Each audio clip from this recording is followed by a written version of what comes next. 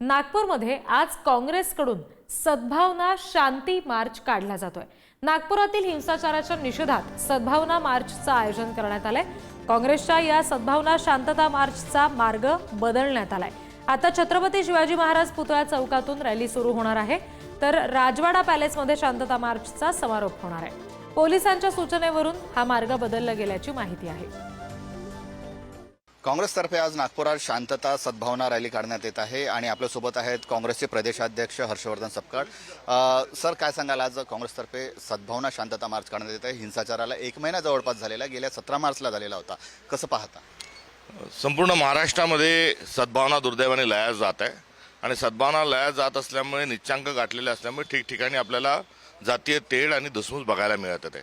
कालच्याही 14 एप्रिलच्या पार्श्वभूमीवर अनेक ठिकाणी दगडफेक झाल्याच्या दुर्दैवी घटनाही महाराष्ट्रात घडलेल्या आहे। या सर्वांचं कारण एकच आहे की सद्भावना ही आज संकटात आहे आणि त्या सद्भावनेची वृद्धी व्हावी आणि शांतता नांदावी आणि आपण सर्वांनी मिळून महाराष्ट्र धर्म जागवावा करिता आज नागपूर या ठिकाणी पदयात्रेचं आयोजन करण्यात आलेलं आहे। हिंसाचाराची जी घटना झाली होती त्यात एक मोठी अपडेट समोर आली आहे की ज्या प्रकरणी हिंसाचाराचा मास्टरमाइंड म्हणून ज्याच्याकडे पाहिलं जात होतं फहीम खान, याचं घर मनपाने पाडलेलं होतं। आता हायकोर्टात मनपाचे आयुक्तांनी बिनशर्त माफी मागितलेली आहे की आम्हाला सुप्रीम कोर्टाचे नियम काय आहेत ते माहीत नव्हते म्हणून। हे सरकार माफीवीर एका प्रवृत्तीची पाठराखण करणारं सरकार आहे, त्यामुळे माफी मागणं हा त्यांची मोटस ऑपरेंडी राहिलेली आहे आणि त्याचाच नव्याने पुरावा हा माफीवीर सरकारच्या माध्यमातून मिळालेला आहे। एक दुसरा प्रश्न, आज तुमच्या जी सद्भावना रॅली काढण्यात येत आहे त्याला पॅरेखान म्हणून अल्पसंख्याक आयोगाचे अध्यक्ष आहेत, त्यांनी विरोध केलेला आहे की आता राजकारण करते काँग्रेस। सदर पदयात्रा जी आहे ही शुद्ध हेतूने शांतता नांदावी